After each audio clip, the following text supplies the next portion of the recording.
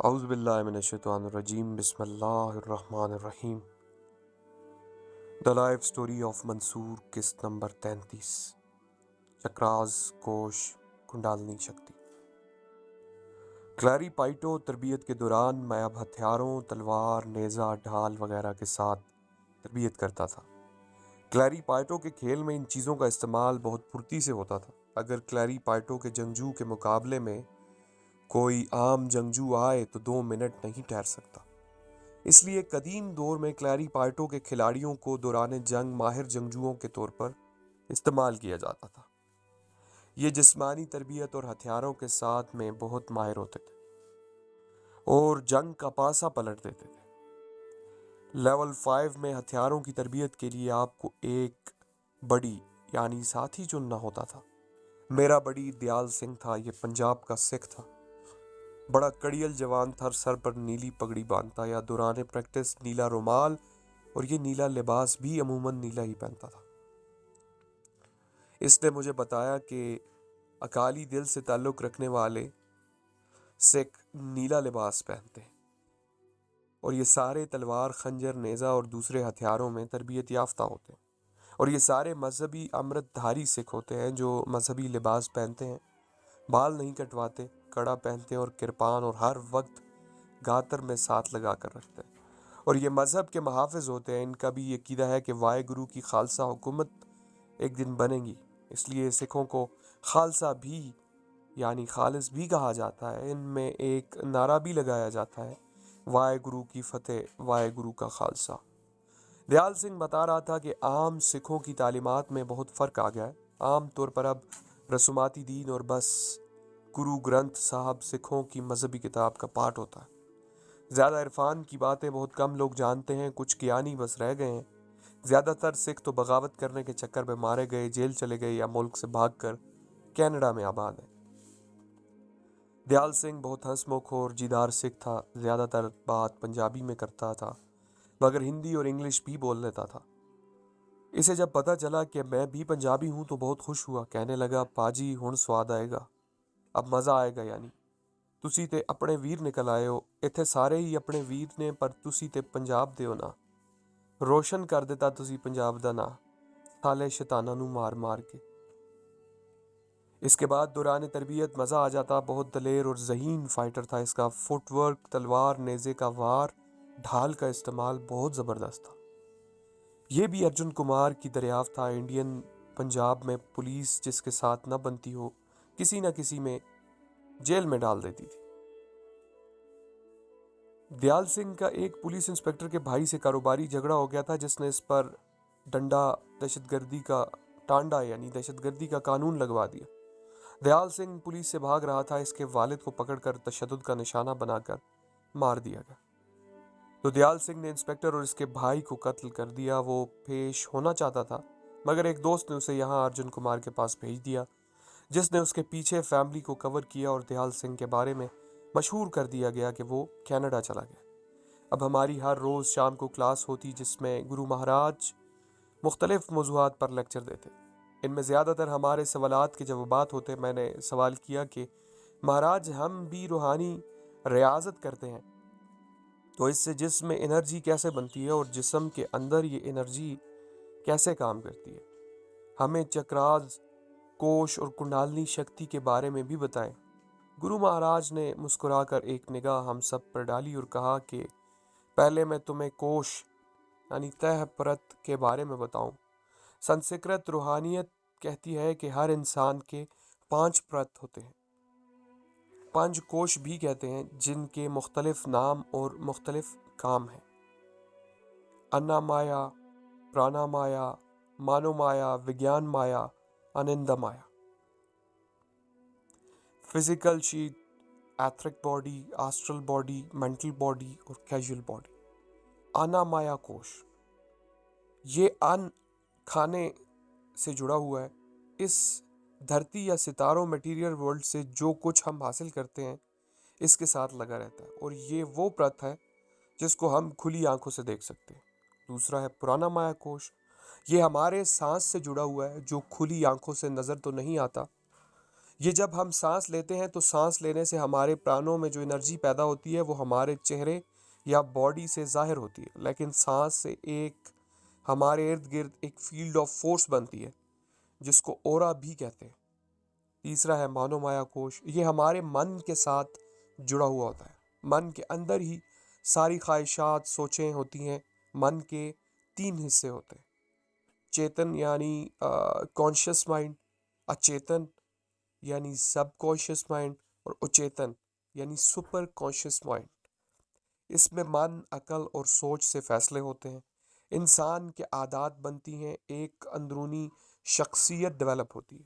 چوتھا ہے وگیان مافیا کوش، اس کو عام شخص نہیں سمجھ سکتا، بلکہ جو گیانی روح کا گیان حاصل کرنے کے لیے گہرا بیاس کرتے ہیں، من سے پار نکل جاتے ہیں، وہ اسے سمجھ سکتے ہیں، اور جب اس کوش کو سمجھ لیتے ہیں تو اس کے ذریعے غیبی مخلوقات کو بھی دیکھ لیتے ہیں۔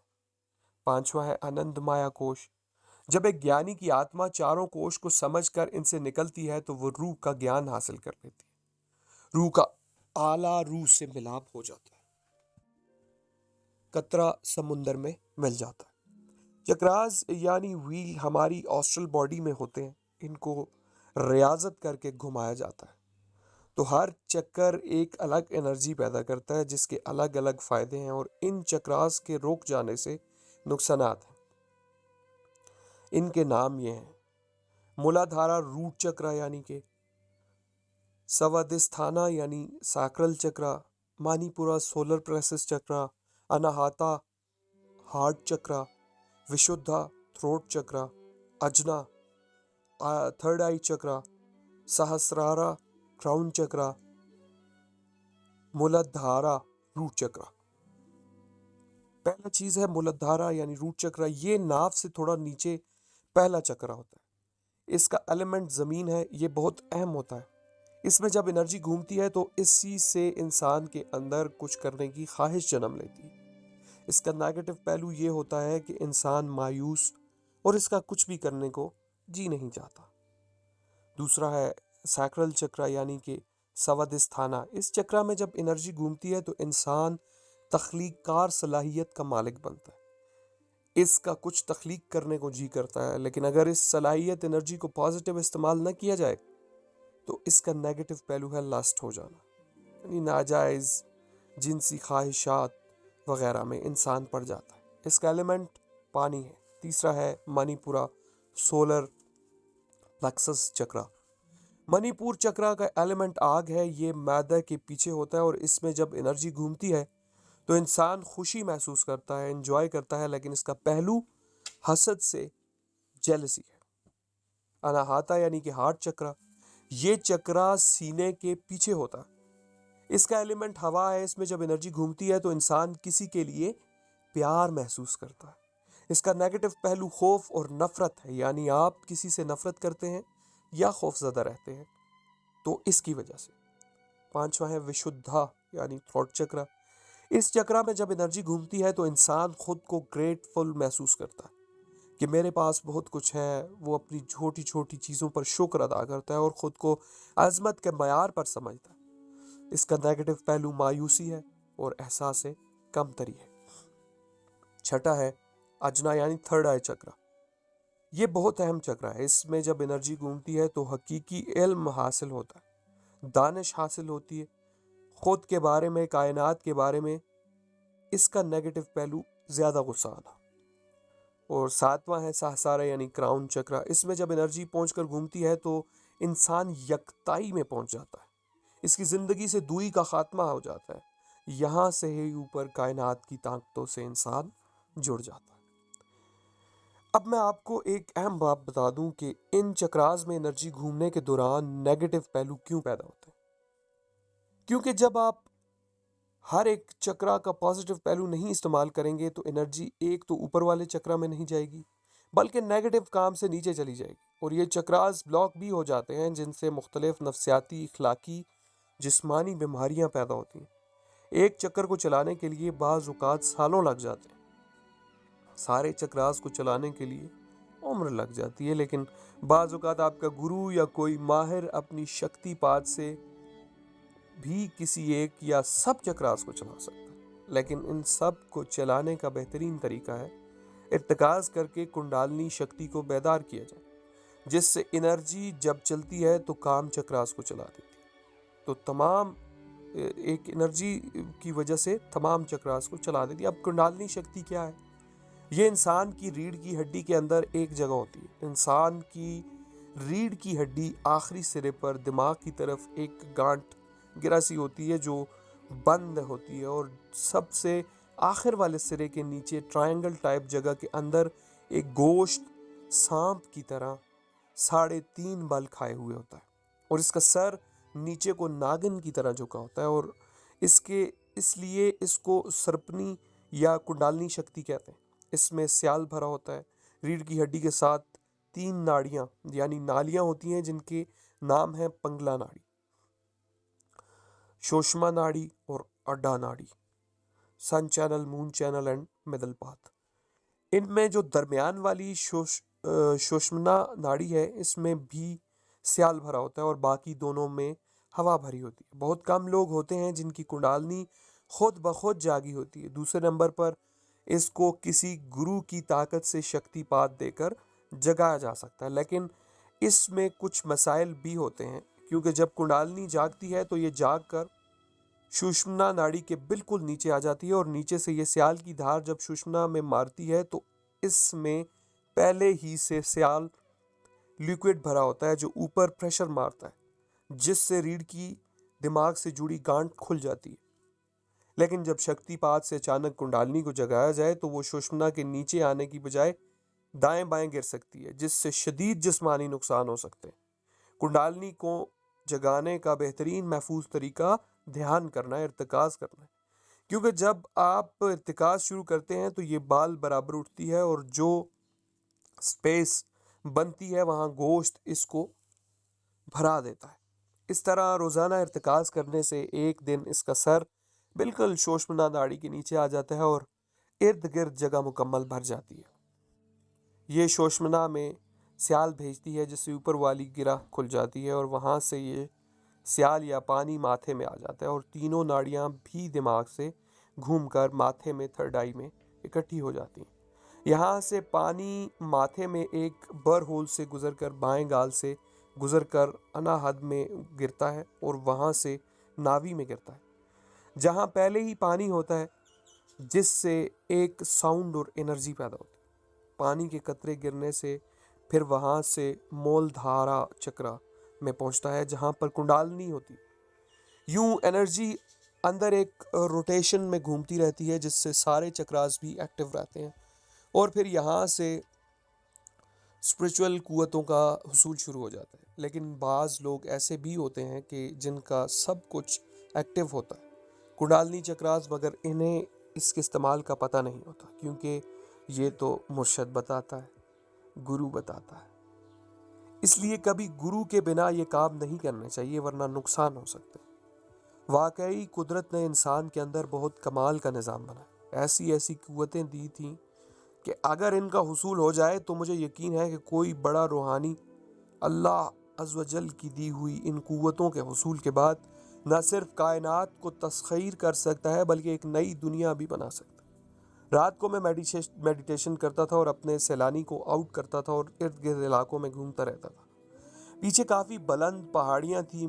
ایک دن مجھے گرو جی نے کہا کہ تم دیال سنگھ اور کاجل جاؤ، اوپر پہاڑ کی چوٹی کے نزدیک 3 غار ہیں، ان کی صفائی کرو، اور اب تم تینوں نے رات کو وہاں ارتکاز اور میڈیٹیشن کرنا۔ ہم گھومتے ہوئے پہاڑ پر پہنچے۔ وہاں 10 ضرب 10 فٹ کے غار تھے جن میں ہم نے صفائی کی۔ درمیان والے غار کو میں نے اپنے لیے پسند کیا، اور ساتھ والے ان دونوں نے مجھے اور دونوں نے پسند کر لیا۔ آج مجھے بہت بھوک لگ رہی تھی، کوئی چیز کھانے کو ہم ساتھ نہیں لائے تھے۔ دیال سنگھ کہنے لگا کوئی پہاڑی جانور شکار کرتے ہیں، جبکہ کاجل کہنے لگی واپس آشرم چلتے ہیں۔ میں نے کہا واپس جاتے ہوئے بھی 2 گھنٹے لگ جائیں گے، مگر پتہ نہیں کیوں آج بھوک بہت لگی ہے۔ میں نے کہا ارد گرد گھومتے ہیں، شاید کوئی پھلدار درخت ہو۔ اس طرح ہم تینوں پہاڑوں میں پھیل گئے۔ میری تو بہت بری حالت ہو رہی تھی۔ چلتے چلتے پہاڑ کی دوسری طرف نکل گیا۔ وہاں ایک جھونپڑی سی نظر آ رہی تھی۔ سوچا کہ وہاں چلتا ہوں، شاید کوئی موجود ہو۔ جس سے کھانے کی کوئی چیز مل جائے۔ میں چلتے چلتے جھونپڑی کے پاس پہنچا تو وہاں ایک سفید رنگ کا لباس پہنے، سر پر سبز رنگ کا کپڑا باندھے ایک بہت وجیح شخص کو دیکھا، جن کے لمبے بال کاندھوں تک تھے، جن کی 2 لٹیں انہوں نے بنا رکھی تھی اور لٹیں کندھوں سے چھاتی کی طرف تھی۔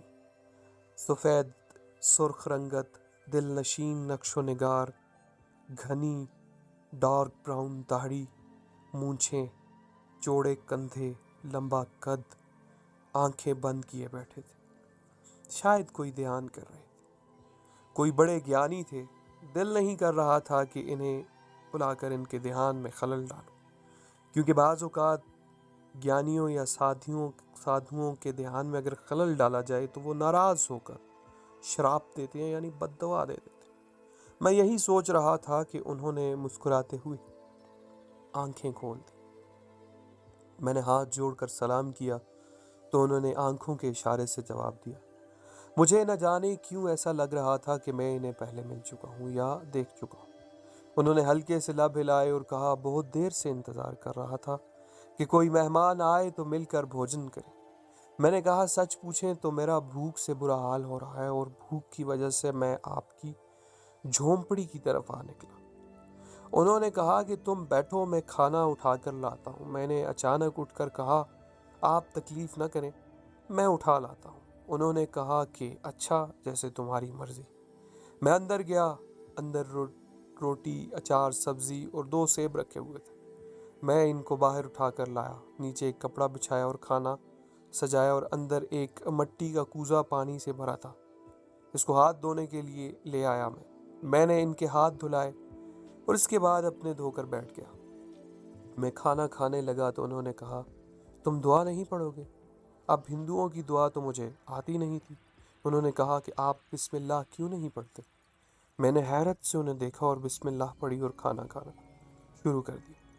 انہوں نے تھوڑا سا ہی کھانا کھایا تھا، مجھے بہت بھوک لگی تھی، سارا کھانا مجھے کھلا دیا، اور اب جب آخر میں نے الحمدللہ پڑھا اور ساتھ کہا کہ آپ کا بھی شکریہ، کیونکہ ہمارے مذہب میں وسیلے کا شکریہ بھی ادا کرنے کا حکم ہے، تو وہ مسکرا دیے۔